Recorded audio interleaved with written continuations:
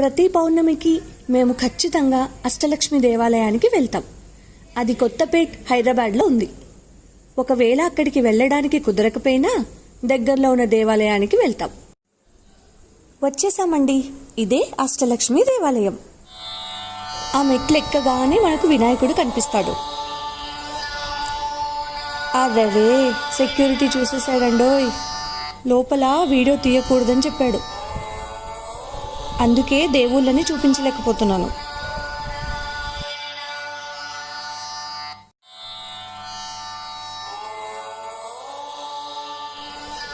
వినాయకుడి దర్శనం అయ్యాక కొంచెం లోపలికి వస్తే ప్రధాన దేవాలయం కనిపిస్తుంది.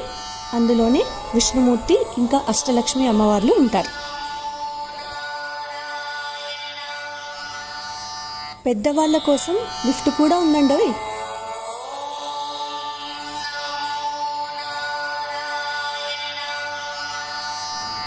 పార్కింగ్ ఏరియా కూడా ఉందండోయ్.